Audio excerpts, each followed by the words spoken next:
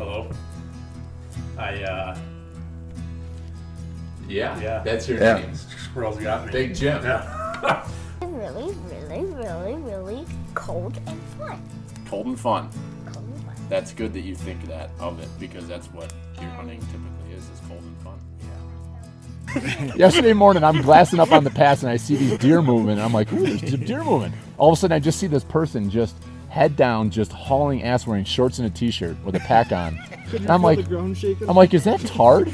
My dad always talks about floating through the woods like the autumn breeze. So Robert's when you're the ghost, and 275 that's pounds, I don't know how you do that, but the Freightliner. It's just like a creeper. You're just kind of up in the corner watching what's going on down there. yeah, You know, he's like, he's up there slapping, pissing all over everything. is it warm yet? How did you know the name of the actor? That's I know. Why'd you say his name? Hervé Villechaize.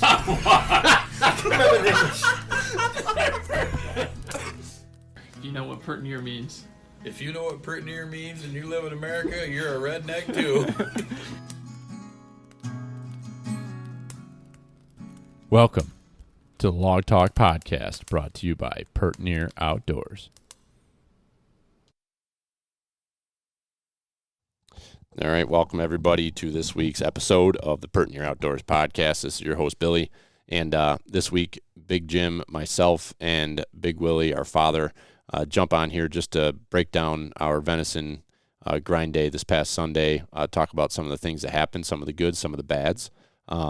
A lot of goods primarily and a couple bads, but it was fun to break it down, to talk about it. Had some fun interjection back and forth on the live over on Facebook, particularly from Joel, who's always in the background on grind day, sitting over at the packing table, just making jokes and heckling everybody, which is a good time. So join us for this event at the end of this podcast, but just a reminder here to everybody that we have our Shed Fest event kind of culminating the raffle Saturday at Windy Brew in Sheldon, right on 20A, from 12 to 4. We've got some great raffles we're going to be doing there. I've got a tree stand and stick combo, a Millennium tree stand and stick combo we're raffling off. The day of, I've got a ground blind and accessory, so turkey ground blind, pop-up ground blind, and some accessories to go with that we're going to raffle off. And I got a Tacticam that if we got enough of you people there, we will probably pull that thing out and raffle that thing off, and all the proceeds are going to go directly to the National Deer Association, the Upper Genesee branch down there in Wellsville that we have been doing a bunch of work with. So that's what we've got going on with that. And if you have not entered Shed Fest yet and don't know about it, or if you just have been dragging your feet, it's not too late. The grand prize, as I've been pimping, is the Kifaru backpack pack and frame combo, the Striker pack, Striker XL with the duplex tactical frame. Pretty badass setup. It's the setup that I use. And I am absolutely obsessed with it, so I thought it'd be fun to get one of those and make that the grand prize of this raffle. So if you want to enter up, if you have not already, you can head over to pertnearoutdoors.com and purchase your t-shirt. You'll see the couple options there. You can pick which one you want and order your shirt, and you can be entered into the contest. Or if you want to just come to the event and buy your shirt there, I'll have the stock of all the shirts I have left, and you can enter right there, and we'll probably do the drawing of all of the prizes from the raffle. We've got about, 10 or 12 sponsors. We're probably going to have like 8, maybe 5 to 8 prize kits put together. So we'll probably be doing that drawing around 3:30, somewhere in there. So you can enter all the way up until that time. And if you found some cool sheds, bring them along. We'd love to see what you found, and maybe we'll have like a token prize for the best shed that somebody brings along. So hope to see you there, and I think I'll leave it at that. We had a long discussion here, so don't need to get too long-winded in my intro. So thank you all for tuning in. I appreciate it. The podcast continues to grow, and it's happening because of all you that are tuning in and listening and supporting us and spending your time with us here. And if you could just do me a solid and tell a friend and help us continue to grow it that way. And we appreciate the support, and keep your eyes peeled for new, more, and exciting content to be coming. I got a lot of ideas and not a lot of time, but I'm going to try to put some of this stuff to paper and make some of these things happen. So thanks, everybody. Have a great one. Stay well. Love your family, and keep feeding them. Not much, you? Oh, nothing. Just getting this thing fired right up. Yeah, I was just trying to finish up some work. Yeah. Yeah. Big or little Bill's upstairs raising hell. So. Uh-oh. Sorry, Sarah. We're in a new routine. Jay's down by 7 now. Used to be 8 o'clock. Now it's 7. God bless you. Daycare, you know? Mm-hmm. I gotta go get another beer before this thing kicks off. I'll be right back. Go ahead.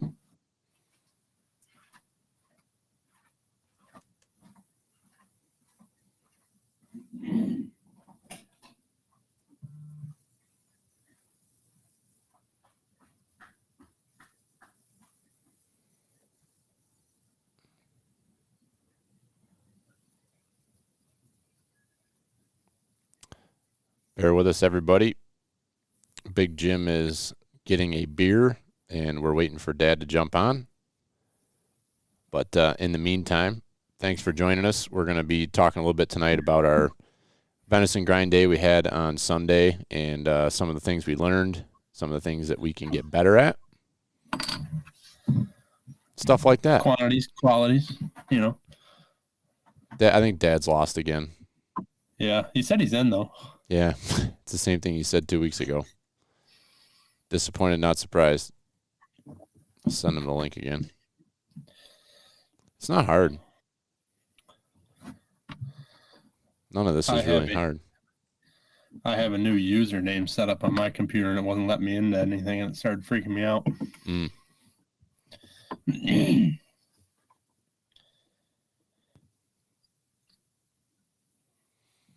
All right. So what's up with you? While we're waiting for Dad, let's bullshit a little bit. What do we got going on? Anything good? Oh, work right now. Yeah. Kind of in that phase of just worrying about work. You guys catching up on the workload, or is it still stacked up on you? I was caught up. Now I'm behind again. Is that from being out, or you got caught up and now you're behind again?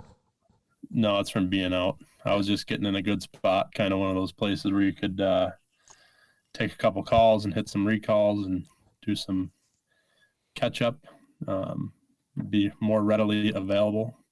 And that got pretty much put on the back burner after being out for a week and a half almost. So yeah, it's I don't know how you do it, because it's like it ebbs and flows. 1 week you think you got it under control, and the next week it's out of control. With me, it's like, well, I guess it's kind of that way with me in my position, because we've been hit with some crazy curveballs with supply chain issues and products that aren't available, and we got to go back out to customers and explain that and redo everything. But well, I mean, that's like today I got a call from a guy, and I was like, well, if the part's available, I can be there Friday. That's back ordered. Mm-hmm. You know, a turbocharger for a Cummins. I mean, you'd think that would be pretty basic. Normally it's on the shelf, and nobody's got one, and it's back ordered. So you would certainly think. Have you boys been out to Cato lately? Scott Davis is on. We have. I haven't been out in like a month, but the new guy there is fantastic. Yeah, much better than really Scott, right? He's doing. Yeah. Yeah, he's no farm boy. No, Scott has farm boy abilities. Those are something completely unique. Those buses ain't getting farmhand anymore. No. Yeah, it's so we just had our delivery planning meeting yesterday, and got thrown a complete curveball. We were told all the way up through that, obviously the gasoline engine wasn't going to be available anymore, and they were going to make one more run of them. They weren't going to start building them till May, and then we wouldn't. They ain't gonna make them at all. No, it's better. We weren't. We wouldn't see the buses until God knows when, August, September at the earliest. So we're thinking like a month ago, all of our deliveries we were looking at, all the buses are going to be coming in. The diesels were going to be like rock solid summer deliveries, right? So last week they updated every Thursday they update the pickup dates on the vehicles for their their expected build dates, and they moved all the gas. Clearly, they moved them all to the front of the line, so they must be building the engines and almost immediately building the bus to get all of the gas vehicles done and out of the way, and then they'll never worry about it again.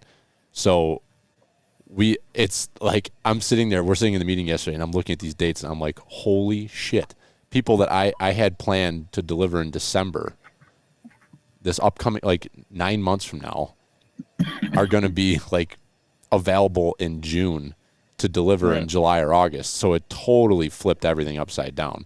So it's like everybody who I had told, and I got people that ordered buses in last September that are diesels that we still don't have them, and we're not going to have them till like August. It's like, wow. Yeah. So it's curveball after curveball right now. There's just nothing you can do about it. Yeah, it really is. It's unpredictable times. So we got, Chief is tuning in. Look at this. Are you on Facebook, Bill? Yeah, I just looked over at Facebook. Hey, is Dan Donegan on? Dan Donegan. Who the hell is Donegan? I don't know a Dan Donegan. Jesus, Dad. Oh my God. I'm out trying to get you a job for after retirement, and you can't even pronounce the people's last names. I've heard the Donegans are crazy sons of bitches. Yeah, hard-working some bitches, but hard-working sons of bitches. I don't know what's going on. We don't have anybody. There's nobody tuned in on Bullhorn, which is odd. I've never had that before. So either everyone's given up on us, or there's something going on with Bullhorn. But we're broadcasting live on Facebook, so anybody is tuned in over there. So, all right, we're gonna start talking grinding. Joel's had enough. He wants production. He wants the conversation to get moving. So yeah, he's not into the small talk. No, we clearly know that. All right, so we everybody knows that we did our grind day this past Sunday that follows along with us, and I posted up some pictures last night, kind of recapping the day Sunday. But we knew when we did our show a couple weeks ago, that this was going to be was our biggest volume day ever, right, Dad? It was. So we knew that was going to be the case, and we too much talk, no grinding, Joel says. So we knew it was going to be a huge day, and when we have those big days, there's always inevitably something that's going to go wrong. So we did have some things that we wanted to talk about here tonight, some things that we learned that we could do better, some things that we did that worked really well, and I think some stuff that we could share with people that could help them, in some of their venison processing, things that we learned lessons from. So what do you say? Where do you want to start, Dad? Volume. The quantity, right? I look at it, I come away from the day going, maybe we shouldn't try and do 874 pounds in a day.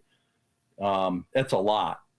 And we got it done, but if you split that down, or if we had a group like this again, if we split it down, Jimmy, what were you going to add? If you just take Billy's meat out, it would have been perfect day. We essentially did take Billy's meat out. I know. No, but it was a lot to do. That was, and if we had, Billy and I were talking on the phone the other day, Jimmy, and we were saying that if we had a third grinder to do that final grind for casings, we would have been done at 2:00. I don't know about that, because I'd have been standing around a lot. I would have been standing around a lot if that was the case, because I really had quite a bit of time doing that final grind, but I would not have been grinding otherwise, because I was so far ahead on course grind. So really, I don't think it was that. I think we just jammed up at the end because we tried to grind that fat, and that didn't go well. And then we ran out of casing. I mean, if we would have continued on the pork train that we had been doing all day long, and the regular grind, and then you had casings, I think everything would have gone really smooth if we just had everything we needed.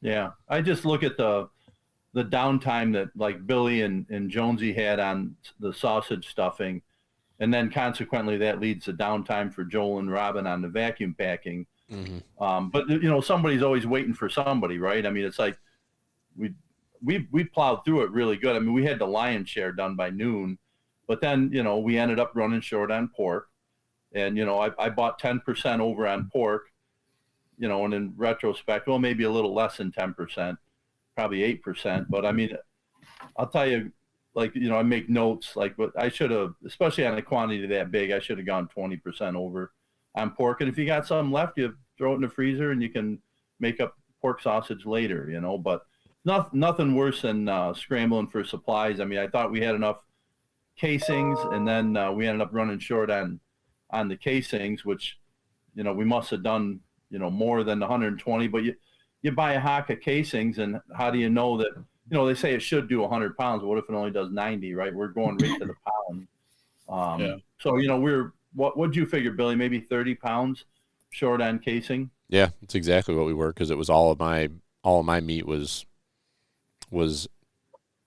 left without. I think we got maybe 3 feet of sausage made.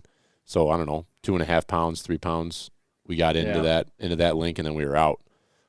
So, but that every year it's the link that, you know, back in the day when we used to do the link right off the grinder, it was always it bogged everything down. The link is the problem, because it's a slow process, and it's a meticulous process. So that's why we were talking, you know, adding the third grinder would help, because it could keep us busy with our piece. You know, that was the thought there, Jim, is that if we had a third grinder, it would just be a resource. Even if we weren't running it the whole time, if I just had a coarse plate on it and it was like, all right, we're backed up, throw that over here, let's ram that through, and we can keep our process going.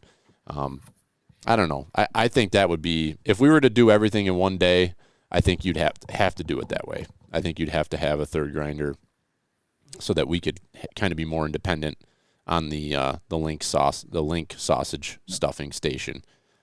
Well, and it's you know, it's from an efficiency standpoint, we try to keep everybody moving the whole time.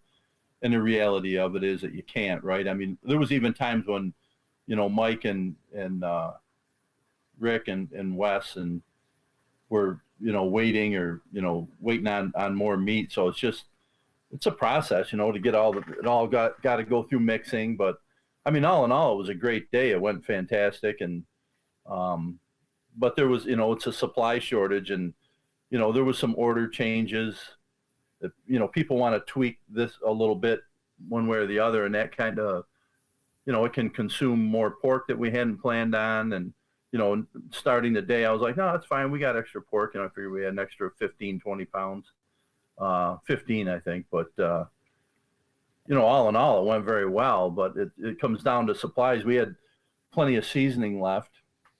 You know, it was pork and casings. If we had casings, we'd have been golden. Yep. So the day, you know, kind of playing through the day for, you know, we're kind of speaking to, you know, we're talking, well, we're speaking amongst ourselves here, and we all know how that all transpired. I mean, we start grinding, everybody starts rolling in the door 7:30.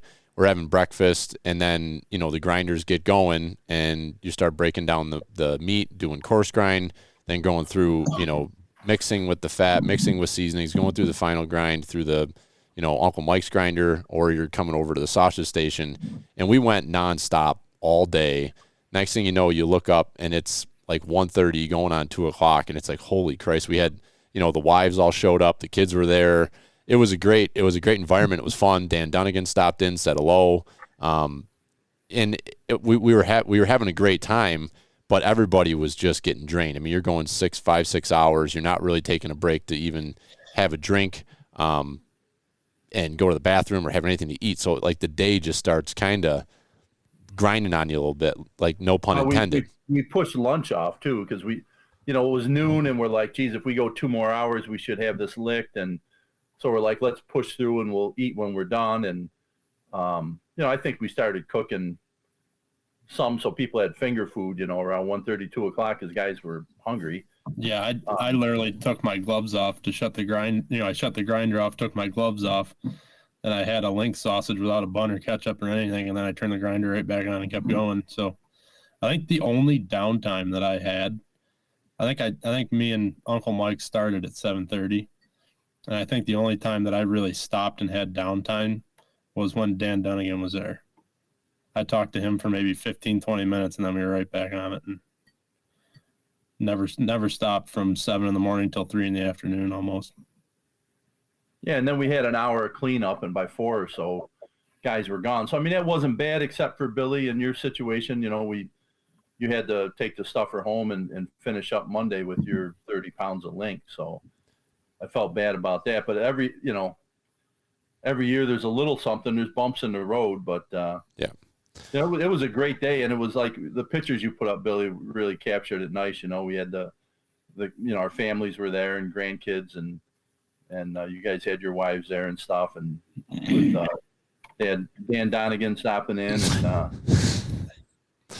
and Angelo. You know, we had Ange stop in. That was nice. So, but we had meat from 16 guys. And 2 of our hunters weren't able to be there, and that was Chris's boys, David and Joe. Joe's in the military, and Dave works in Boston, so we couldn't make it. But you know, if you think about it, if you split that into a couple Saturdays where you didn't have to kill yourself so hard, you know, and that might be a better way to go. I'll be retired, so I got the time. I don't, you know. So from the gallery here, we have Joel, who.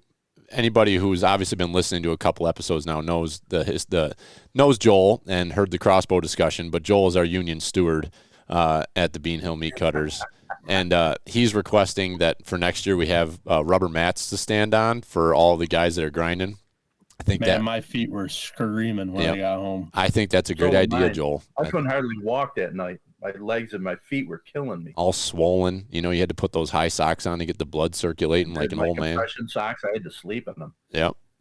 The thing that sucks is we talked about that Saturday, and I had mats, and I freaking forgot. Yeah, you were going to bring them, Jim. Mm-hmm. So you kind of alluded to it, Dad. So as the day went on, we got to that like 2:30 period, and the last 4 bags of venison sitting underneath the table were mine. And I'm kind of like looking and analyzing the situation. My meat goes over, you know, Uncle Chris and Uncle Tim get the coarse grind. Jimmy's grinding. I had some straight fat to grind. And so there was a lot of lessons learned in that like 40-minute period, because I had gotten some fat from my buddy Stan. His family does pigs, and he got me some straight pork fat and some actual beef fat too. So I was kind of excited to mix that in rather than going with the pork butt angle. So Jimmy starts putting we got the coarse grind through with the venison, and then Jimmy starts putting the fat through for a coarse grind. And we quickly learned we had some issues there. The first bag went great. It was either the beef or the pig. One of them went great. The second one jammed it right up. It was probably if I had to guess, the beef probably went through fine, and I think the pig fat got too warm. It was not frozen. I was like flirting with that point where should I take it out of the freezer? Should I not take it out of the freezer? And I actually had it in a 5-gallon bucket just sitting outside, and it was pretty cold out, but it just must have gotten warm enough that stuff it literally melted inside of the throat of the grinder. And the grinder was hot because it had been running all day. And then you put that fat that was kind of lukewarm in there, and it just literally seized the grinder up. Like Jimmy had to take a screwdriver, or what were you using? I took a hammer, and it took the throat off, and I had to beat the auger out of it. Yeah. Yeah, it was plugged up bad. Yeah. And of course, we're all getting tired and like, what the hell are we doing? Why are we doing this shit? And I look over and you're pounding on my auger with a hammer. I'm like, Jesus, don't do that. You're going to peen it over. I'm a mechanic. I knew what I was doing. Yeah. Yeah. You learn right back in. Yeah. You learn from Big Willie how to use a hammer. I didn't.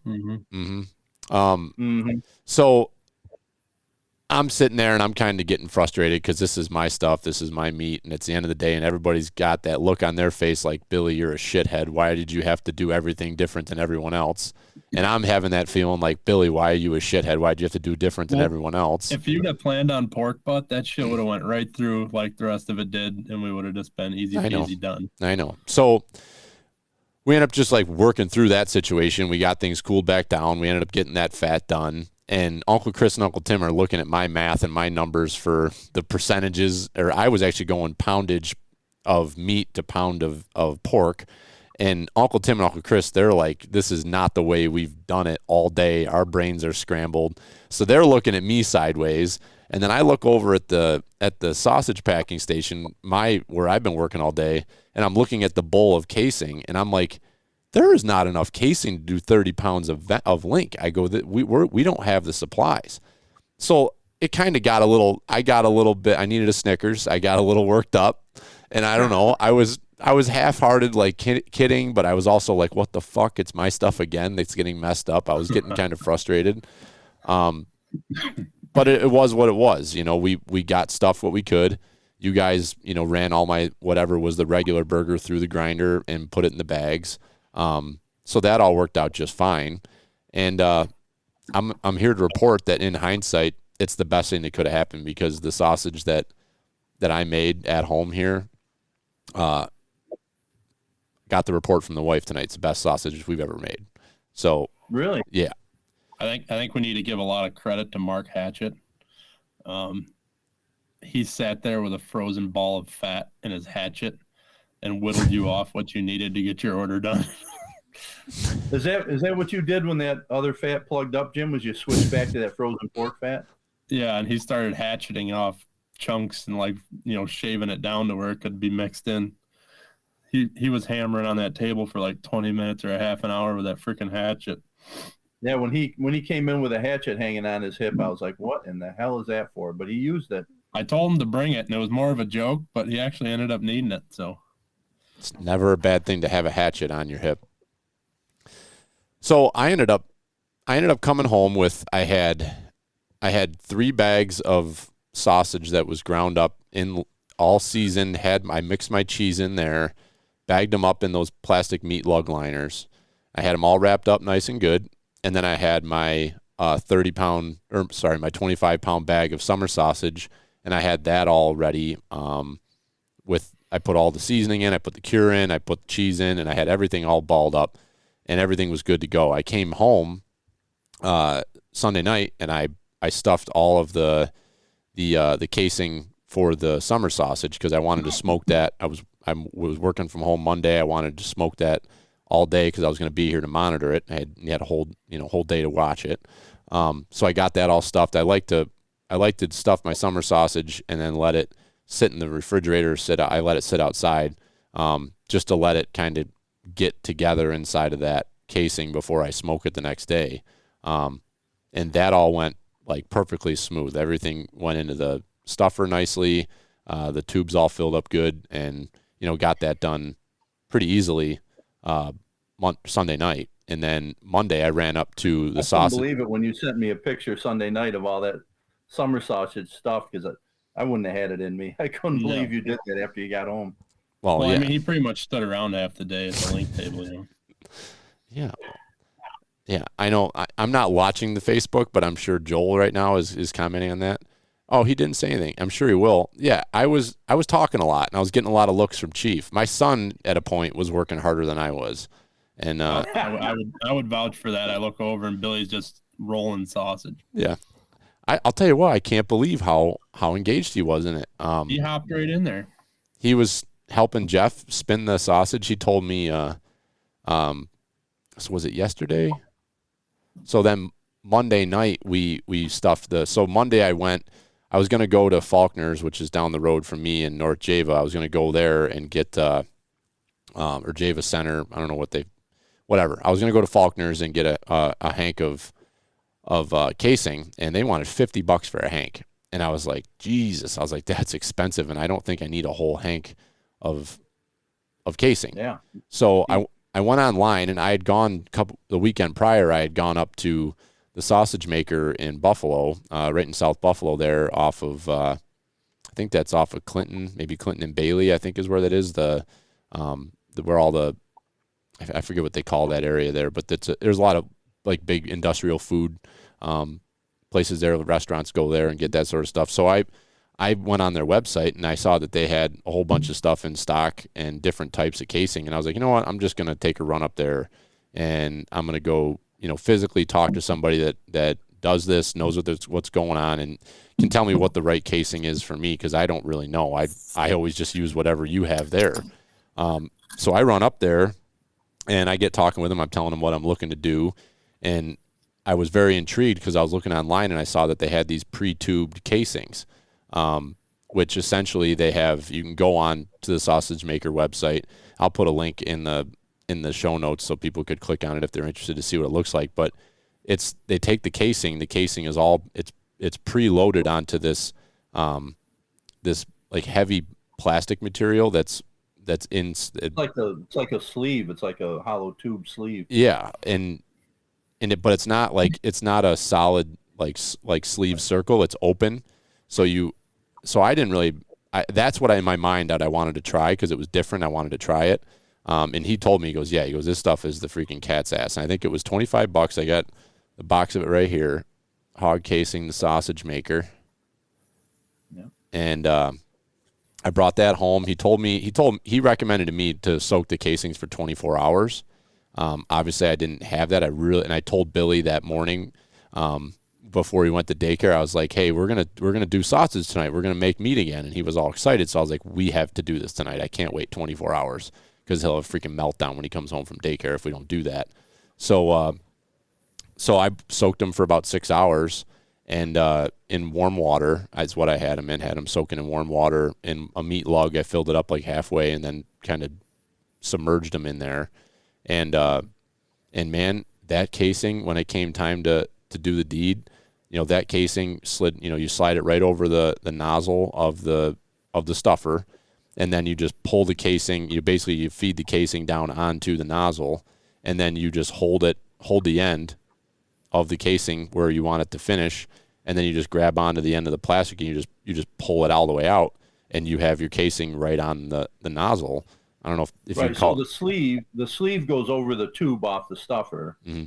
Right? Yep. And then once you get that on the tube of the stuffer, then you slide, your sausage casing will then slide right onto the stuffing tube, and then you hold it there and pull the plastic liner off. And it is, if anybody's ever like put a regular hog casing, onto the tube, it's time consuming. Yeah, it's a pain in the ass. Billy? Yeah. Yeah. Yeah, it's a pain in the ass. It gets snagged. Sometimes it's like you can go from one casing to the next and they're very inconsistent. At least the ones that we use, it seems like some of them slide on, some of them don't. They're all a little bit different. So, man, so these things went on nice. And what we did was, I had added water to the sausage. We had talked about that when we did this podcast a couple weeks ago. I did that this year, and so I added the water then. I didn't add it before. I added it right before we actually put it in the stuffer. I mixed it up and got it kind of nice and tacky, and loaded the stuffer, stuffed it in. I cranked it while Sarah held it. So it went hard because the meat was still pretty cold, and it did. Yeah, it's been a while too, you know what I'm saying? And so it was a freaking sight to be seen. I'm gonna post the videos from this, but we've got both kids are like fully got to be in the middle of the whole thing. So Sarah's like taking the sausage off the tube, and I'm freaking going around and around, and it's like the sausage stuffer. I'm on my beautiful countertop, and I'm like scared about scratching this countertop, whatever. And but that stuff came out mint. Like it came off that thing, not a single snag, hardly any air bubbles. We had a couple air bubbles that got started, and I just popped them with a knife, but not a single blowout. And we've never had that. Like we've done how many hundreds of pounds of sausage, and like you're battling with, you're gonna, it's coming out too fast, it's coming out too slow. You're gonna pop the casing, and it just didn't happen. Like everything just came off like mint. What do you attribute that to? I think the casing looked different. The casing was very, very thin. And it was also extremely pliable because I think it had been sitting in water for so long. That's why I was wondering if soaking, like if in warm water, having those things. Yeah, and I thought, like, I've always been told to soak them in cold, but it makes sense that you would soak it in warm water, like, make it more pliable. Mm-hmm. When you said you had them soaking in warm water for like 6 hours, And I could tell looking at the pictures that you posted that the links looked really even and well done. Yeah. And that's what they were. They were so consistent. How full they were. There was just, I don't know, it couldn't have gone better. And we went and cooked it tonight. And, it looked like legit sausage. A lot of times what we've had in the past is like the casing is hard, and it's like sometimes you got to like chew through it. If you don't cook it just right, you got to like really like snap it off to but you go and get a nice sausage from a butcher, from the grocery store or whatever, like you can just you can just snap it, it'll just fall right apart. And that's how these casings were. So I don't know. It could very well have been the soaking. It might not be anything different with the physical casing, but holy shit. We cooked it tonight. I threw it on the grill for like maybe 5 minutes, 5-10 minutes, got it good and hot, and searing, essentially, getting it charred up, and we were having pasta and sauce, and brought it in and finished it on the cast iron, and then dumped the sauce in with it. And unbelievable. Sarah looked at me and she goes, "This is the best sausage you've ever made." And she's never like, I'm always like, "Oh, this is fantastic," right? Because I'm like all excited about what we made, and she's like, yeah, it's a piece of sausage. Like it's not something that I go get from Redlinski Meats or Federal Meats or whatever. Like it's just not that good. But this stuff, next level good. So I'm really excited about it. As much as it was frustrating we didn't get it finished on Sunday, I think some of this more curated stuff, there's a value to doing it at your own pace on your own time, because I think you can control the final product a little bit better. Not that I don't want to do that with the group. I think we could learn lessons from stuff that we're doing and make it for everybody, because everybody should get that. But night and day difference with that process. Yeah, and that's why I think that, without a doubt, everybody there feels the pressure on that day of getting it all done. You know what I mean? And if you could, hey, look, the meat's all sitting in the freezer. If you had a day in January and a day in February, and whoever makes it, but you could split it up. And the reason I say that is because not everybody takes a whole bag of burger and commits it to Link sausage. You might have a 30-pound bag, and you want 20 pounds of it to go towards, breakfast sausage or maple bacon breakfast sausage, and you want 10 pounds to go towards, Link's, Italian Link sausage. So it's like you got to do the whole thing at the same time. But like if we tried not to do as much, like if we could slow it down more. I don't know. It's just, it'd be sweet to do like a Link day and a burger day. Ideally, yes. But you would have to have like portionate bags that you have, that you would want to be like, all right, I'm taking this bag over to do it, Links, and I'll save my other stuff for the burger day. But yeah. If you're trying to like combine them all together to get your numbers, that's where it gets messed up. If we could have that forethought as we're butchering, you know what I mean? If you had a big deer, you say, look, I know I'm going to want to make some sausage or whatever. So, instead of putting it all in one burger barrel, let's split it up and, and freeze it accordingly. And then if we had a bulk day where you just pound it out and be done, and then had a day that we just make Link sausage, you're right, Jim, that would be ideal. Yeah, that'd be super. I think it would take a lot of confusion out of it too, as far as like the different batches and stuff. Yep. Because most of the stuff that goes through bulk now is plain. Some people get Italian or whatever, but it's not the crazy mixes that we're doing in the sausage. Yeah, and I think I had said that we did like 505 pounds or something like that, just plain.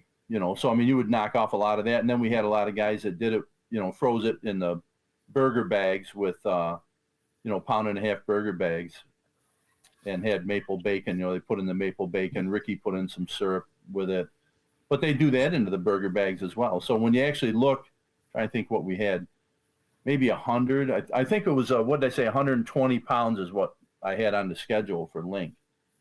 So you could really take your time, and it was really cool. That stuff was absolutely delicious that we had mixed some cheese in with, stuff like that. It was fantastic. I'm almost thinking next year I would do another 20 pounds, because when you look at the ratio of what you got in the fridge right now, or the freezer, I'm like, I should have done more Link, but I still got quite a variety. But you can tell, I came home with a ton of plain burger, which is great because that's mostly what I use, but maybe if I have that much meat again next year, I might devote some more to link too. Yeah, I would too. And I Especially think now that we're getting better at it too, you know. Yeah, exactly. And like Billy said, maybe next year we go, go to that place that he went in Buffalo and get our casings there, Yep. and get them ahead. Now, were they packed in salt, Bill? Mm-hmm. Yep. Did you have to rinse them? No. Nope. He didn't say to rinse. Nope. Just put them right in water and let them soak. Yeah. Was there a lot of salt in the bottom of the meat lug when you got done? A little bit. I mean, you could see the salt on the outside of them, but when you laid them down in the water, I think that all dissolved pretty quickly. It looked like. I mean, the water was not like dirty or clumpy or anything. Yeah. Because when you buy the casings the way I did, you buy the hank of casings. The guy told me make sure you rinse them, put them in cold water and let them soak for a while. I'm just wondering if yours were like pre-rinsed, of course, if they're packed in salt. But if you left them in that salt, that might make a difference with how the casing is, how it flows with the meat and everything, and how it tastes too. I mean, maybe the thought of the warm water is the warm water dissolves the salt better or something. The only reason why I did warm water was because when I did my summer sausage the night before, it says to put the casings in warm water for 30 minutes to get them ready. But you're not like pushing, like all you're doing is filling them. You're not. Yeah. There's nothing really to it. But I was like, nobody told me to do warm water. I just did warm water. Okay. So I don't know if that was right, wrong, or indifferent. But I'm just looking at the list here. It says these hog casings have been cleaned, flushed, and salted to preserve their freshness. So they're ready to rip. You basically just put them in water and soak them, and then you're ready to go. Yeah. So yeah, it's these little things. It's learning every year. We discussed adding a mixing like tote machine, whatever you want to call it, like a commercial style mixer. Yeah, mixer. So you just dump the meat in and mix it, and yeah, like when I'm making this stuff and I'm adding cheese to it, or if I put if I'm putting anything with cure, if I'm making summer sausage, that's the problem. I always worry about not getting a good blend. And you can see it, like my summer sausage, there's like you cut them in half and there's like this whole like side of it is like full of cheese. The other side's not, so it's inconsistent. I would love to get more of a consistent blend there with all that stuff, but it's just these little things. But that's the beauty of going to a place like that. I've never been to the sausage maker until I went up there to get the cheese a couple weekends ago. And then yesterday Monday when I went up and walked around, I mean, they have everything you could possibly need to do that job. They have it all. And you can put your hands on it. You can touch it. You can feel it. You can ask questions. And I'm really becoming all about that. If I can go to a local store and buy something rather than buying it online, I know that it's easy. You might save a few dollars, but if I can physically go and talk to a human being, like it means all the world to me. And these, the guy, it's what hit me when I went up there and bought the cheese. I'm checking out. I got Billy with me, and I got like, 5 1-pound bags and 1 5-pound bag. And, I thanked him for his help, and he gave me a deal, packaged the 5 together as if it was a 1 5-pound bag to give me the price break. And, he made a comment to me when I went to leave. He goes, "We could use all the business we can get." And like that hit me when I was sitting back at home on Monday, and I was like, well, I could drive a few minutes, 30-minute round trip to go down to Faulkner's and pay $50, and they may not like have all the information that I want. I mean, that's what they do there too. They produce meat commercially, but I'm like, it was in the back of my head of this guy saying, we'll take all the business we could get. And it's like, you know what, some bitch, I'm going to drive up there, I'm going to do an hour round trip, and I'm going to go up there and I'm going to talk to them, and I'm going to get what I want to get. And I'll pay half the price because they had a quantity that met what I needed. And I got value from that, I guess is what I'm trying to get at. These local places, you can just get so much information from them and learn about what you're doing. I thought you were going to say, he was like, "Oh, are you Billy from Pert Near Outdoors? We should set up discount." I was hoping so. I'm tiptoeing around that. I can't take advantage of all these young people out there starting their businesses up. Like the Dunnigans, I'm trying to take them for all they're worth. And clearly. Yeah. I heard last year you went through their warehouse and smacked a couple of dents in their boxes, and all of a sudden you're buying scratch and dent. Scratch and dent. We started a whole scratch and dent side of their business. That's right. Yeah. Yeah, rumor has it they got some stuff up there that that might also be scratched and dented and might need a new home. So, yeah, I was talking to Daniel today. I had spent some time with Daniel and Steve and got some stuff picked up for the raffle next weekend. And yeah, I'm working some angles. You know, I'm trying to come around over here, maybe a little over here.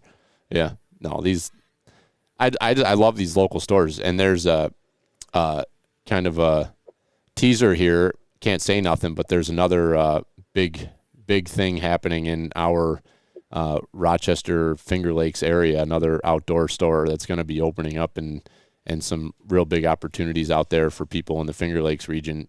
Not so much Rochester area, but more in the Finger Lakes. So in the next, couple 2-3 weeks, people will be learning about that, and that's very exciting. Some things that are happening out there. So it's really exciting to see these like local small businesses that are like curated for outdoorsmen, and they have things that you can't go to a big box store and get, or even you really aren't comfortable buying them online. You want to go put your hands on them, and they're doing it, and it's really exciting to see that. We need like a hunting store, brewery, restaurant all tied into one, so you can just that'd be a perfect Saturday for me to just go to one place, drink, That's eat, called Bass Pro. buy stuff. We don't have that around here. We went to, when I was in Texas years ago, I went to the Bass Pro, and they had a hotel attached to it, a brewery, a first-class restaurant. I'm telling you, people went on vacation there. Can you explain the rest of that story, Dad, about what you purchased there and how it all made its way home? Because I think that's important for people to understand where I get my spending habits from. Well, I went down there for a family wedding, and at that time you boys were quite small, and I knew that you'd be coming of age where I'd want to be outfitting you and buying you hunting clothes. And so I thought, it's going to be a long time before Big Willie gets new hunting clothes of any type. So while I was down there, I decided to take advantage of the sales, and I ended up buying, actually still wearing the stuff today, and that was over 20 years ago. But I bought long sleeve, short sleeve, T-shirts, everything, pants. So I bought so much stuff that I couldn't carry it on the plane. I had to have it drop shipped to the house there at Bean Hill Road. But yeah, everybody got a kick out of that. I had this huge box of camouflage clothes. Looks like you were setting up it's like something Donnegan's would get, but setting up a store. Everybody got a big kick. I spent a fortune. I spent more in Cabela's that day than I did traveling down there for the wedding. I thought it was that you put all of the stuff that you bought in your luggage and you shipped your clothes home because you cared more about the stuff that you bought than what you had. No, that's not how it went. No, I ended up had to leave it all at the store and have them box it and ship it to me. That's hilarious. Thinking about it now, though, that wasn't a bad idea. No. Well, I didn't buy. The only thing I bought was that fleece at Walmart when you kids were teenagers, and I've been wearing that now for 20 years. Yeah, we please beg you in retirement to just spend a few dollars to outfit yourself and look like somewhat of a respectable 21st century deer hunter. Yeah, I'm looking at that Ovid hoodie there from First Light. There's that new one I seen. I got a ad that came from Meat Eater. I saw that, so I went in and checked it out. It was $170. I had it all set. It was in the cart, and I chickened out. It's a lot of money. I know, but I should get it. I should get it. Oh shit! It's an investment. Yeah. It is probably the last time I'd ever have to buy that. It replaces a Obsidian or something like that. I don't know what all their names. They got all these crazy names. But it's a hoodie that's if you lasted 25 years in a Walmart fleece, you'll last another 25 in a First Light hoodie. Yeah, that's the truth. Yeah. Hey, Dad. Well, Jimmy, what were your reflections on the grind day? What were your thoughts on it? I really have no complaints. I just kind of felt bad at the end there when it all fell apart because it was going so smooth all day. But I know I felt horrible too. Of course, I'm the type of brotherly fellow, that when Billy starts to stress, I just gotta screw the screws right in and make it worse than it is. So I'm sitting there heckling the shit out of him, and then an hour later, I'm like, man, I kind of feel bad, if it was me, I'd be pissed too. But I think I took a video of you at one point. We might have to get that posted up online. Did you really? I think it was when you were mixing all your seasoning in your summer sausage, and I was heckling you.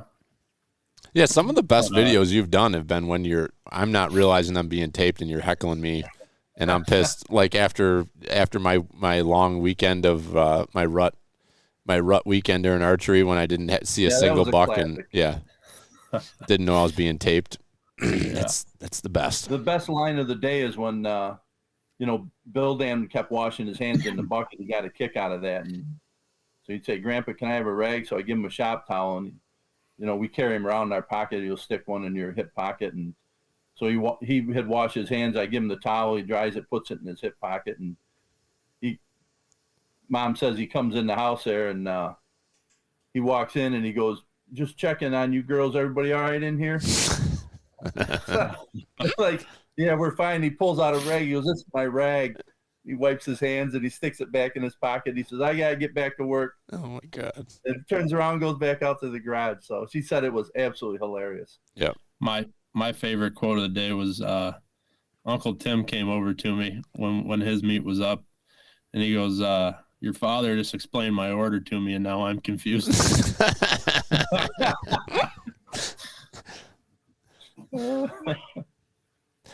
Okay, so Jimmy and I both agree that you need to stop with the percentages because the percentages are confusing everybody on the whole mixing. I know it might make sense in your world, but it doesn't make sense. I printed out my spreadsheet tabs and I just staple them up. And what I need to do is the old-fashioned way where I would write down, take 3 batches of 5 pounds each of venison, 1 pound of pork, and then mix in Italian seasoning. I would actually write all that out and then put it up there, and they followed that. In words, and then use pictures, like make pictures of people like picking when we're up. on the table, we're using pounds. We ain't using percentages. I didn't use percentages. There's pounds on there. They just didn't realize how to, Yeah, but your overall spreadsheet was based upon percentages. Well, that's how I built my order. Yeah, but and that's why we were short by 25 pounds of everything. I rendered you speechless. My numbers. Yeah. Okay. You'll have time in retirement to do long math. Yeah. Yeah, you can do Common Core math over there and figure out the right way to make this shit work. The interesting thing was, I think all total, we made 874 pounds of meat, and we'd have to add in what you spent, Billy, on the hog casings, like to get an honest number. But I think I was around $810 out of pocket for everything. And if you spent, another $30 on those casings, but basically, you're coming up, almost $1 a pound by the time you got done with everything. And we had some supplies left and stuff that we'll use, during, like that vacuum packing material is getting very expensive. And I didn't want to run out, so I bought a spare box of that. But you would have thought I'd have bought a spare hock of casings too. So I don't know. I guess we just have to buy the extra to have it. The operation's too big to, like, you run short and it screws us up bad, Yeah.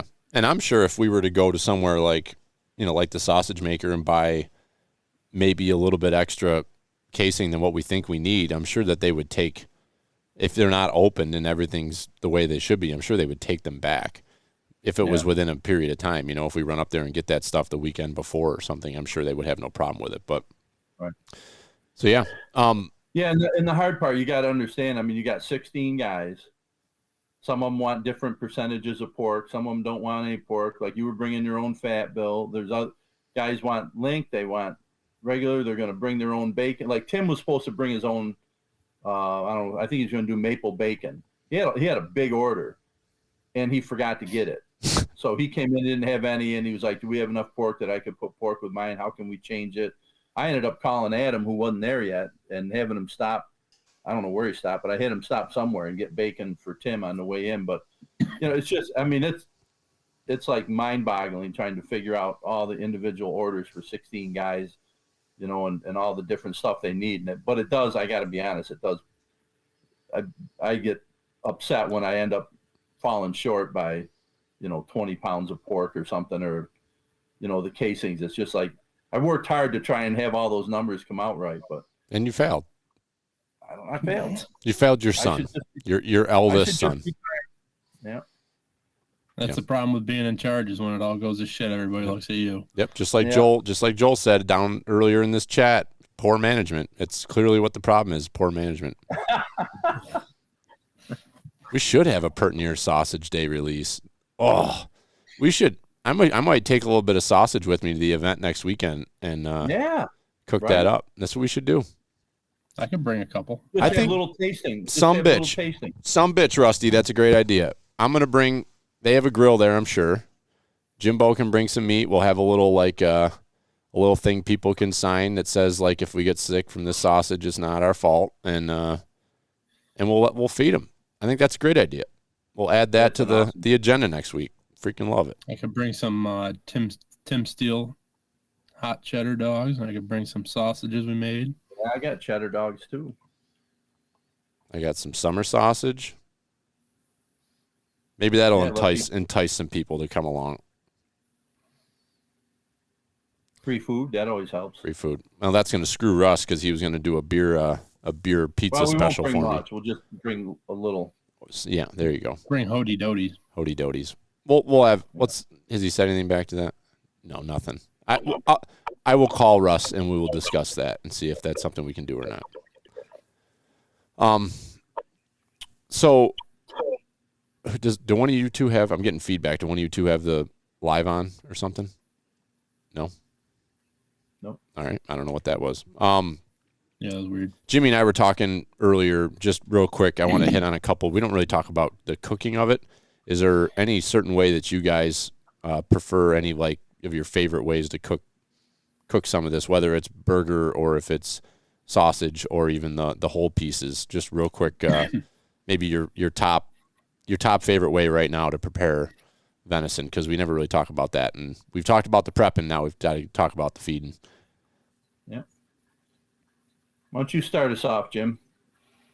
You've turned I got a couple of specials. I like to do the pulled venison. And I typically take like a roast and 2 steaks or something and throw them in with like a beer and some vinegar. Maybe some seasoning, maybe some barbecue seasoning of your choice.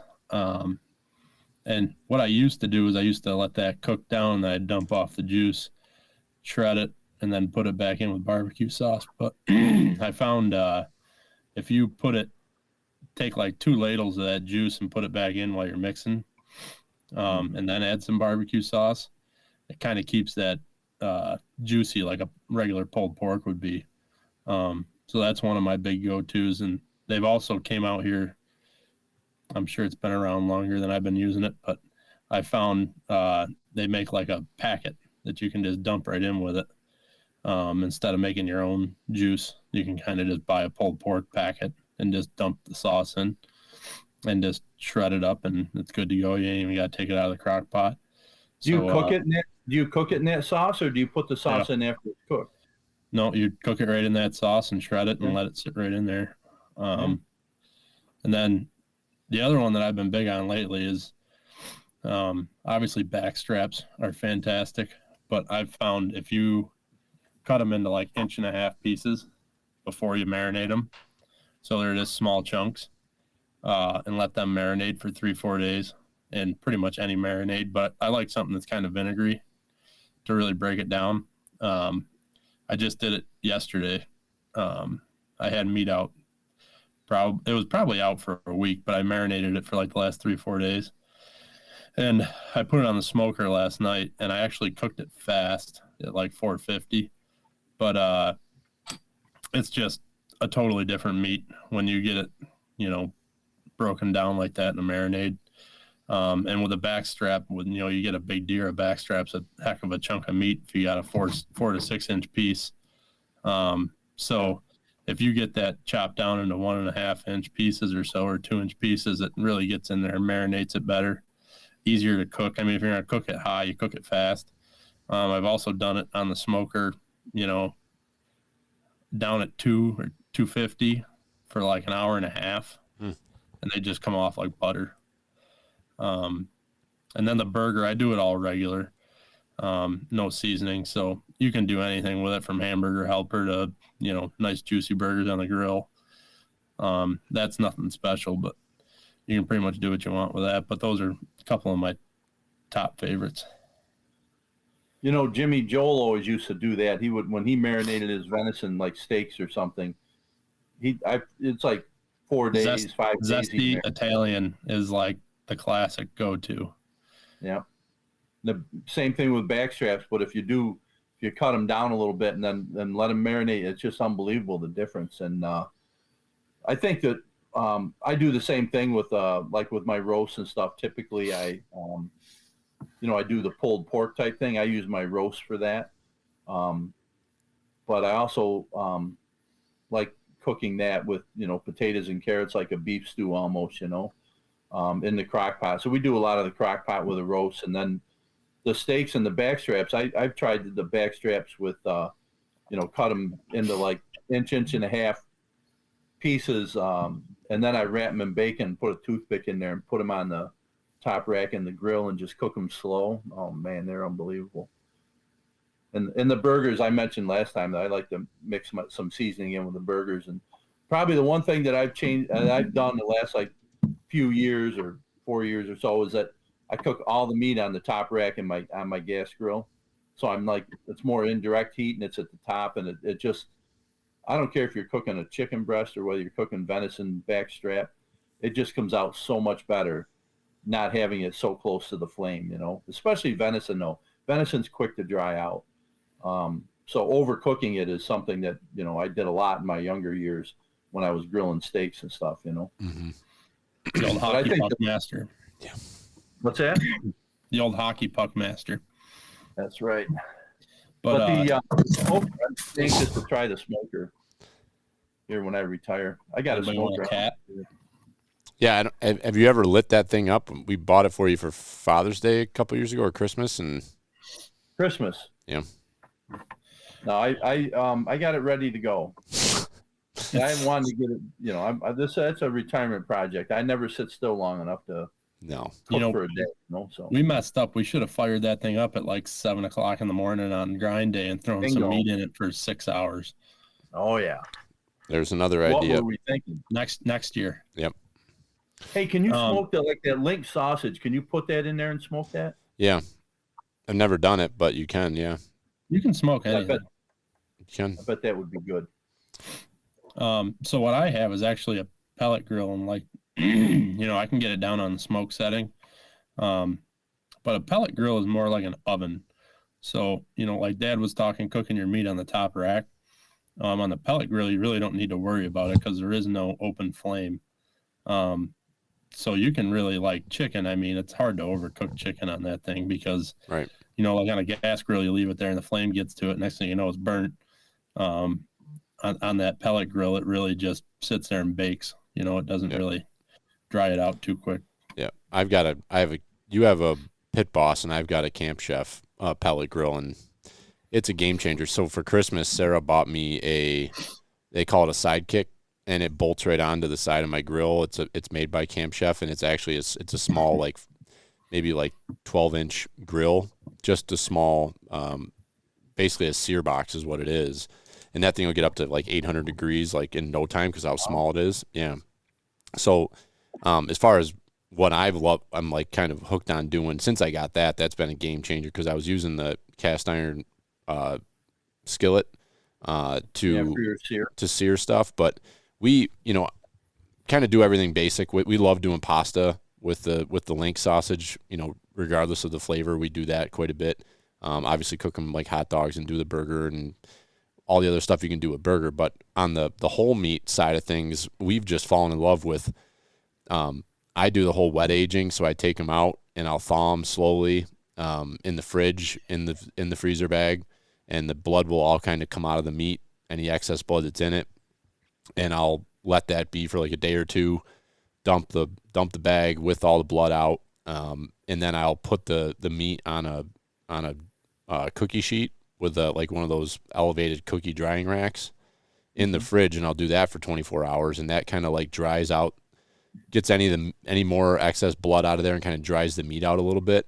And then I'll seal them back up and I'll put them back in the fridge for another like 3-4 days, 5-10 days, whatever it is. You know, I haven't gone any further than like 15 days. I think I did at one point. I tried like 30 days and it was rank. The meat was gross and we didn't eat it. So I haven't done that again. I won't do that again. But it seems like that, you know, like 4 or 5 day additional on top of that. So basically from the moment of thawing to the when I cook it could be anywhere between 5 to 10 days. And when we're ready to cook it, I just take it out. I smother it in olive oil and then cover it in some sort of a rub. And then I'll throw it on, you know, I've got that sidekick now, so I use that, but you just throw it on something hot and get the whole thing seared up all the way around, kind of char it a little bit. And then I'll throw it on the smoker at, you know, 350 and with a high smoke setting and cook it that way until the inside temperature is up to like 135 or 130, 135, somewhere in there. And it's just outstanding. But, you know, throughout the winter time, you know, a lot of times we don't, you know, it's freaking cold out. You don't want to be standing out on the deck and having to monitor it. So I've just been cooking them straight up on the grill. And it's outstanding. If you haven't tried that whole wet aging process, it's the only way, in my opinion. I haven't done the whole marinating thing. I don't know if I've ever done it since Sarah and I've been together. We've just never done it. But the whole wet aging thing with olive oil and whatever kind of rub we're feeling that day is just the ticket. And if you get it nice and charred up, what are you feeling the wet aging does for the meat? It's supposed to break down kind of break the meat down a little bit, and it drains out any of the excess blood that is in it, which is where a lot of your gamey flavor is coming from, is from the blood. And you probably saw it, Jim, like going through all of the deer that you guys broke down of that burger that was in bags. You could tell so like I was thinking about the deer, like Mike said to me, like, oh my God, this bag of meat is like, look at how bloody this is. And you might take another deer and that bag is not bloody at all. And a lot of that has to do with how that deer was killed. And I had several deer that I killed this year with my gun that whether I hit a couple in the high shoulder, I hit one, you know, my buck was in the neck, and those deer, they don't bleed. You kill them instantly. So there's the muscles are not getting rid of any of that blood. That blood's staying inside of that meat. So you do get more, you know, of a gamey flavor when you have all that blood in there. That's where that flavor comes from. So to me, the wet aging gets a lot of that blood out, and it also tenderizes that meat because, you know, kind of the enzymes and some of the things inside of that meat. And this is all stuff that I've heard and learned primarily listening to the Meat Eater. That's kind of where I heard about the whole wet aging process, and it's outstanding. I mean, you take, like you said, you take a backstrap or you take a flat roast or a round roast, and holy Christ, I mean, they're to die for. It's outstanding. So that's my tip for people. See, I was doing the olive oil and rubs, but I wasn't doing the wet aging. And I think probably, you know, the wet aging is kind of doing what the marinating for several days is doing. It's kind of changed. Like if you put a backstrap and marinade, you know, it's red. You know, you pull it out and it's almost like a gray. So it's really sucking the blood out and getting, you know, breaking the meat down. Mm-hmm. And you can big time tell the difference when you're eating it. So I wouldn't mind trying that wet aging, you know, and going back to kind of the olive oil and rub. I got away from the olive oil and rub because I think I was just whipping it out of the package and not taking the time to marinate or wet age, and it's just not as good. Now, I'd like an idea that I had was I got a brand new meat slicer, and I have like no idea where the heck I ever got it. I don't remember buying it, but it's down here. So I thought it would be neat to do a roast in a way that I could, like when I was done, I could shave it into lunch meat. You know what I mean? And make sandwiches out of it. I think that'd be cool. Yeah. But I only, you know, usually I cook a roast in the crock pot, and of course it falls apart. But I'm wondering if I did it like on the smoker or something, you know. Yeah. So I'm going to try that. You could smoke it, or you could corn it. I don't know if we had done a podcast since we had our. I don't remember if that. I think I talked about the corning. The corning you did. Well, I corned. Or how that came out. Yeah, I don't think we talked to. I mean, it was outstanding. It was just. I ate 8 Reubens in 4 days. I I ate almost a whole loaf. I ate basically a half a loaf of bread, and God knows, how much meat that was. And it was pretty stinky in our house because all the sauerkraut and Thousand Island and venison, it creates quite the stench coming out your derriere, if you know what I'm saying. But It smells like a Zayler household. it was pretty much a Zayler household. Nothing smells like a Zayler household. No, that's a special breed. What comes out of there. So yeah, I recommend trying any of that stuff. I had some sausage at Chautauqua Lake the other day that was pickled. Oh my freaking God. Really? It was fantastic. That would be fun to I wonder try. how you make that. I mean, it was like in the big jar, and it was wonderful.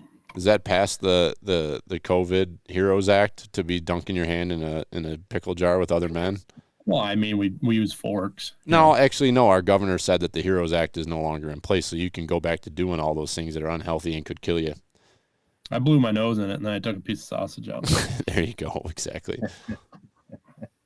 All right. So I think we hammered that over the head pretty good. Is there anything else that you guys have for that, or are we good there? No, it was. No, I think we're good. Okay. I think in general, grind day went very well. Yeah. I mean, we went right up to the last batch. I feel like it went very smoothly. So We were kicking ass. We really were. If it hadn't been for the supply shortage and poor management that Joel has brought up, then, Yeah. we'd have had record day and record time. So, Yep. And like Billy, you and I were talking about the different things. Like if we added another grinder, we could cut some time. But how much time do you need to cut? I mean, if we work from 7:30 to 4, you're looking at 8.5 hours, and you're basically doing 100 pounds an hour, and that's usually what we do is produce 100 pounds of product an hour. Yep. So I mean, I it's a think good if year. we added a third grinder, I'd be standing around a lot. Yeah, it could be. Maybe we just need to get you a bigger grinder, Jim, and put yours into the reserve. Just send it. Well, we can further discuss this. We got 9-10 months till we got to figure this out again. So, Yep. We ought to be doing between now and then is we ought to be taking a good hard look at our archery tackle. we If should. there's anything anybody needs, or if you need a bow or something, we know a guy. Mm-hmm. We know a guy, the Donigans over there Yeah. at The Huntworks is not just your Hunt- go-to store yeah. for tree stands and blinds anymore, right? Mm-mm. Is that public knowledge? Is that It's, out yet? it's public knowledge. Yeah. They've got PSE. They've got Athens and Bowtech in stock right now. All of Yeah. it. So yeah, and each Are time they I gonna get Matthews as well, or no?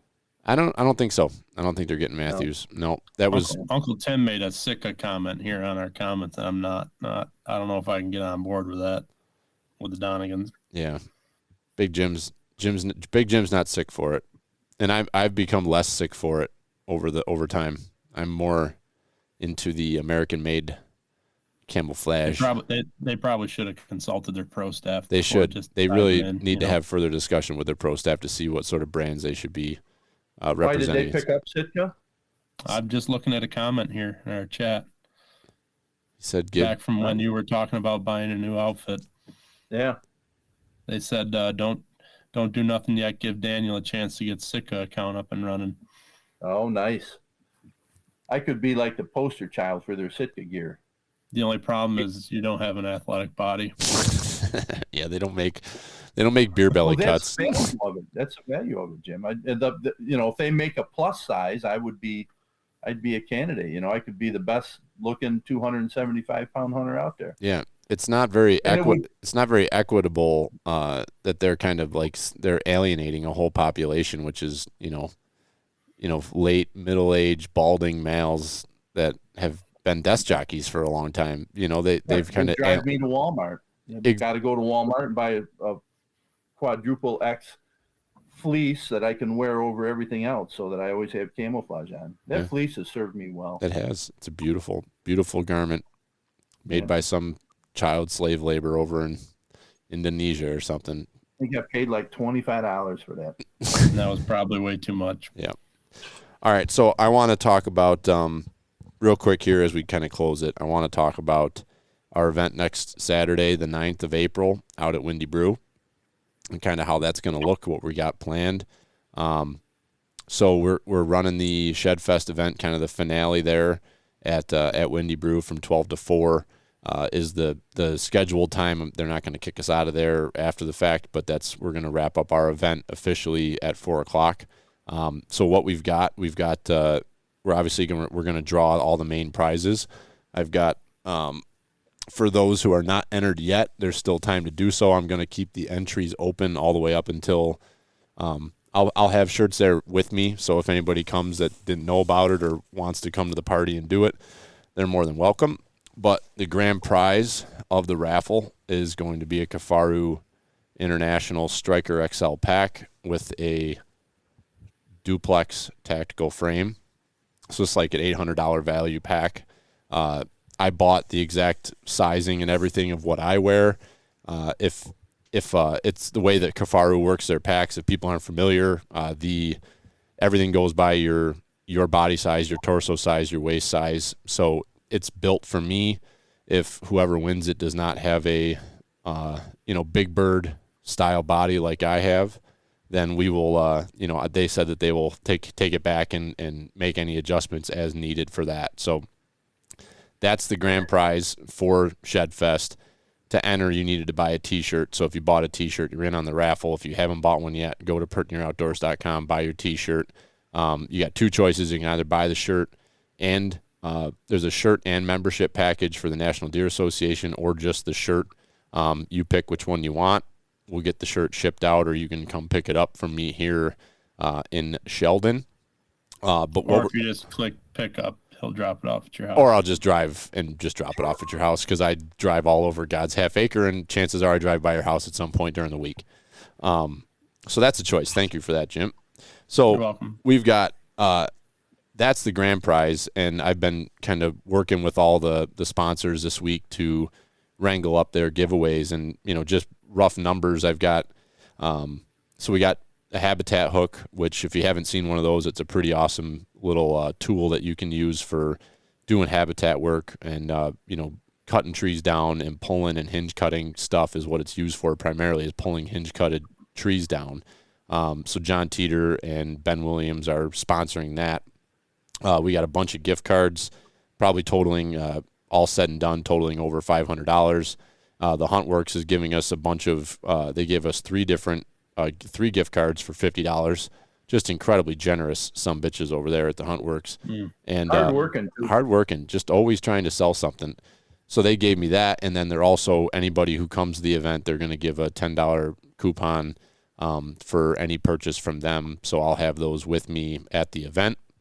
And then I stopped and got some stuff from Buck Fever Synthetics. They loaded me up, so I've got like 4 kits of their whitetail stuff to give. So I'll probably have several packages where I intertwine that stuff in with them. Got a couple trail cams, and I've got some other stuff to pick up too. So there's a lot of great prizes that you can win just from entering and purchasing the shirt. But then what we're going to do the day of the event, I'm going to have some raffles there on site, and all of the proceeds coming from those raffles are going to go directly to the National Deer Association Upper Genesee branch.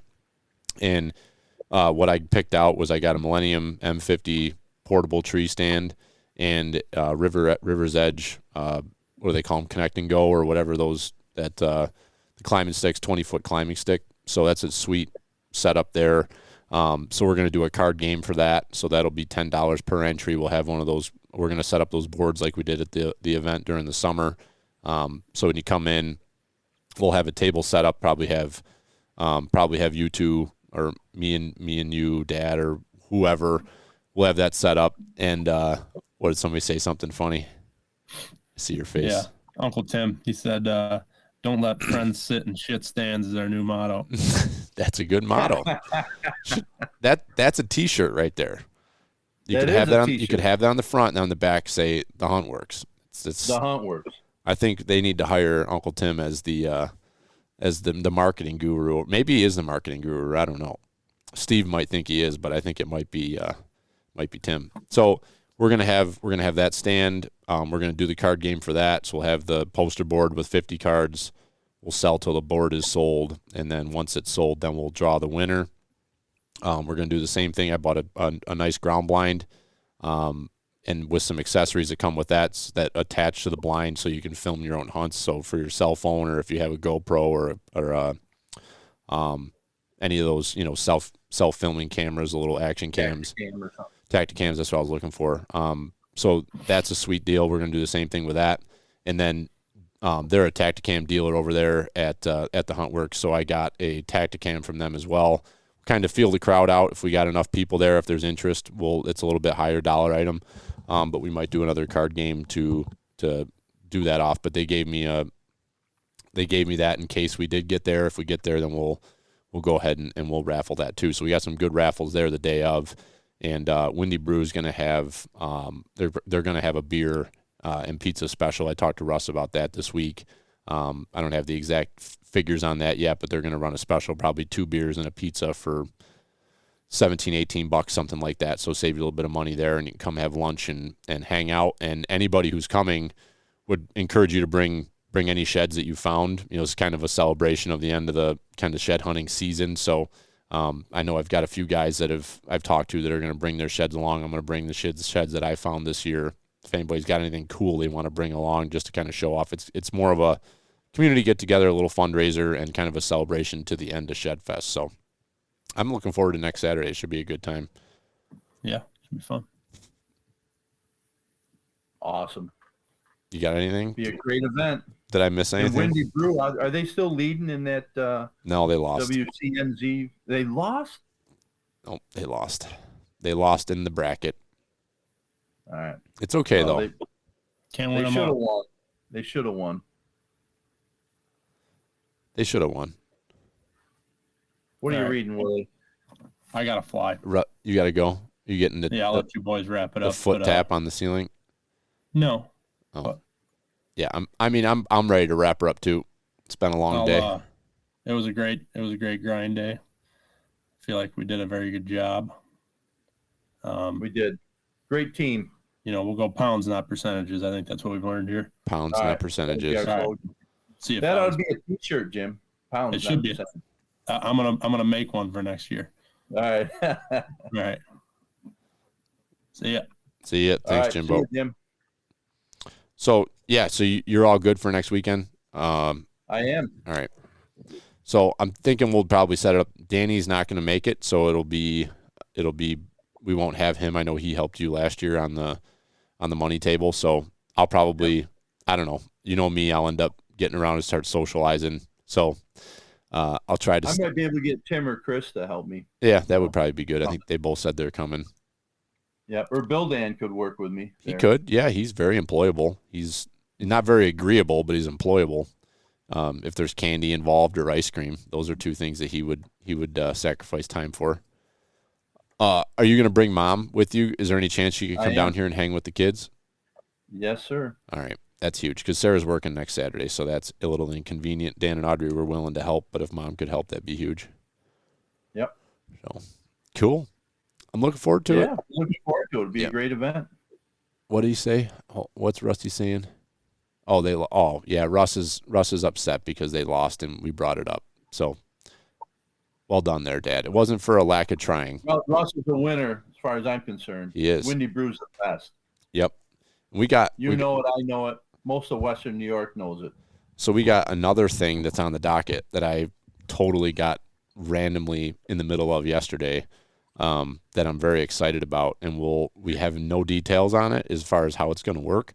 But there's something going on up in Buffalo right now that the Southtown Walleyes Association and the Buffalo City Council are working on. They're all the way along the Niagara River and along the waterfront and down on the Buffalo River, kind of into where like Riverworks and that are. Mm-hmm. There is 0 flotation devices. Like you go along most shorelines and most rivers, there's like emergency like ring life vest type things that you can throw out to save a life if somebody falls in. And a couple of years ago, there was a couple of young kids that one kid fell in the river and his buddy jumped in to try to save him, and they both died. So that's it's not a new thing. The Niagara River is a deadly place, and and there's hardly anything there. I think they have those old school ladders that you can throw out, but those are a joke. So long story short, they're looking to raise money. The Southtown Walleyes is to help pay for their goal is 50 of these rings to start. They're $500 a piece. So they're looking to raise money for these rings, and I'm like, that is an awesome thing. Like, I could totally get behind that. And we don't really talk a whole lot about fishing, but we love to fish too. We just mainly talk about deer hunting on here, but my God, talk about something that I could get behind. So I commented on their Facebook page yesterday, and at like 8:30 at night, I get a Facebook message like almost immediately from a guy that turns out the guy lives 10 minutes from me up on 77. And he's a big charter captain, vice president, sounds like the vice president, or he's an officer of the association.